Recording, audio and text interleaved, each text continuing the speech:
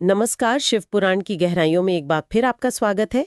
आज हम इस पुराण की रुद्र संहिता के दूसरे अध्याय पर थोड़ी गहराई से बात करेंगे। जी। इस अध्याय में मतलब सृष्टि कैसे हुई, शिव जी की अलग अलग लीलाएं, फिर देवताओं के बीच में श्रेष्ठता को लेके कुछ संवाद, अहंकार से जुड़ी चुनौतियां, ये सब कुछ है। हाँ, बिल्कुल। तो आज हमारा मकसद है कि इस अध्याय की कुछ जो मुख्य कहानियां हैं और उनसे जो संदेश मिलते हैं उनको थोड़ा समझें। जी, जरूर। तो चलिए शुरू करते हैं। रुद्र संहिता का ये भाग सृष्टि खंड से शुरू होता है। ऋषि पूछते हैं सूत जी से कि शिव और उमा कैसे प्रकट हुए, उनका विवाह, उनकी लीलाएं, इस सब के बारे में। हाँ, और इसी में वो नारद मुनि वाली कहानी आती है, काफी रोचक है। अच्छा। हाँ, मतलब नारद जी ने कठोर तपस्या की, कामदेव पर विजय पाई, तो उन्हें थोड़ा सा अभिमान हो गया। वो शिव जी के पास गए अपनी तारीफ सुनने। शायद ये भूल गए कि ये सफलता असल में शिव की कृपा से ही मिली थी। अच्छा, लेकिन फिर कहानी में कुछ मोड़ आता है ना? विष्णु जी का कुछ रोल है। हाँ हाँ, विष्णु जी ने शिव जी की माया के प्रभाव से नारद जी का ये अभिमान दूर करने की एक योजना बनाई। क्या योजना थी?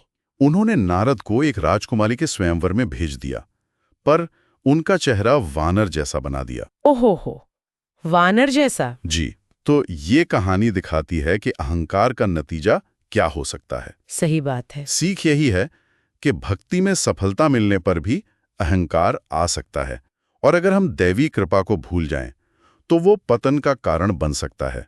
ये एक तरह से दैवीय लीला भी है। हाँ, और ये अहंकार का विषय तो इस अध्याय में बार बार आता है। जैसे वो ब्रह्मा और विष्णु जी के बीच श्रेष्ठता को लेकर विवाद हुआ था। हाँ हाँ, बिल्कुल। वो भी बहुत महत्वपूर्ण प्रसंग है। उनका अहंकार इतना बढ़ गया कि शिवजी को हस्तक्षेप करना पड़ा। कैसे? वो एक विशाल, मतलब अंतहीन अग्नि स्तंभ के रूप में प्रकट हुए। ऐसा स्तंभ जिसका ना कोई शुरुआत थी ना कोई अंत। कल्पना करना भी मुश्किल है। जी, तो विष्णु जी ने वराह रूप लिया, नीचे गए उसका अंत खोजने। और ब्रह्मा जी? ब्रह्मा जी हंस बनकर ऊपर गए, पर दोनों ही असफल रहे। फिर ब्रह्मा जी ने क्या किया, केतकी के फूल से झूठ बुलवा दिया कि उन्होंने ऊपर का सिरा देख लिया है। झूठ? ओहो। हाँ, इस झूठ से शिवजी बहुत क्रोधित हुए। उन्होंने भैरव को प्रकट किया, और भैरव ने? भैरव ने ब्रह्मा जी का 5वां सिर काट दिया। हालांकि बाद में विष्णु जी ने प्रार्थना की तो ब्रह्मा जी को क्षमा तो मिल गई, पर केतकी के फूल को श्राप मिला। इससे क्या स्थापित हुआ? मुख्य बात ये स्थापित हुई कि शिव ही सर्वोच्च हैं, उनके ऊपर कोई नहीं। अच्छा, और यहीं पर त्रिदेवों की भूमिका भी साफ होती है ना, ब्रह्मा, विष्णु, महेश। बिल्कुल। शिवजी ने ही बताया कि सृष्टि यानी रचना का काम ब्रह्मा जी को दिया है, और पालन का? स्थिति यानी पालन का काम विष्णु जी को, संहार यानी विनाश और तिरोभाव मतलब जीवों को माया में छिपाना, ये काम रुद्र और महेश करेंगे। और शिवजी ने अपने पास क्या रखा? 5वां और सबसे महत्वपूर्ण काम अनुग्रह यानी कृपा करना, मोक्ष देना, ये उन्होंने अपने पास रखा। ये एक तरह से पूरी ब्रह्मांडीय व्यवस्था का खाका है। बहुत स्पष्ट रूपरेखा है ये तो। इसके बाद फिर सृष्टि की प्रक्रिया का और विस्तार से वर्णन है। जी हाँ, कैसे विष्णु जी की नाभि से कमल निकला, उससे ब्रह्मा जी प्रकट हुए, फिर उन्होंने शिव जी की इच्छा से तपस्या की, और फिर रचना शुरू हुई। हाँ, फिर अलग अलग तत्व, लोक, प्राणी, इनकी रचना की। मरीचि, भृगु, अंगीरा जैसे मानस पुत्रों का भी जन्म हुआ। अच्छा। और इसी क्रम में दक्ष प्रजापति की कहानी भी आती है, सती वाली। हाँ बिल्कुल। दक्ष प्रजापति की पुत्री थी सती। हाँ।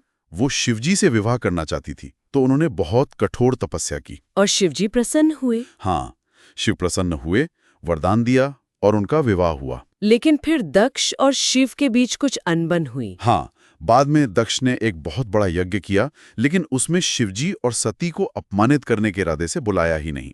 ओहो, ये तो बहुत बुरा हुआ। हाँ, सती जी पिता के इस व्यवहार से बहुत आहत हुई। वो यज्ञ में गईं बिना बुलाए। हाँ, और वहां अपमान सहन नहीं कर पाए। उन्होंने अपने प्राण त्याग दिए, आत्मदाह कर लिया। हे भगवान। इस घटना से शिवजी अत्यंत क्रोधित हुए, बहुत ज्यादा। फिर क्या हुआ? उन्होंने अपनी जटा से वीरभद्र और महाकाली को उत्पन्न किया। वीरभद्र और महाकाली? जी, और उन्होंने जाकर दक्ष के यज्ञ को पूरी तरह से नष्ट कर दिया। दक्ष का सिर भी काट दिया। भयानक। बाद में देवताओं ने प्रार्थना की, तब शिवजी ने दक्ष को जीवित किया, लेकिन बकरे के सिर के साथ। बकरे के सिर के साथ? ये कहानी तो अपमान और क्रोध के भयानक परिणामों को दिखाती है। सही कहा। और यही सती फिर अगले जन्म में पार्वती के रूप में जन्म लेती हैं, हिमालय और मैना की पुत्री बनकर। और फिर से शिवजी को पाने के लिए तपस्या करती हैं। हाँ, फिर से कठोर तपस्या करके शिव को पति रूप में प्राप्त करती हैं। ये पूरा चक्र जो है वो समर्पण और पुनर्जन्म के सिद्धांत को दिखाता है। इस संहिता में आबे, कार्तिकेय और गणेश जी के जन्म की कथाएं भी हैं शायद, संक्षिप्त में। हाँ, उनका भी जिक्र है। तारकासुर नाम का एक असुर था, उसके वध के लिए शिव और पार्वती के पुत्र कार्तिकेय का जन्म हुआ। और गणेश जी का जन्म, वो तो और भी अनोखा है शायद। जी बिल्कुल।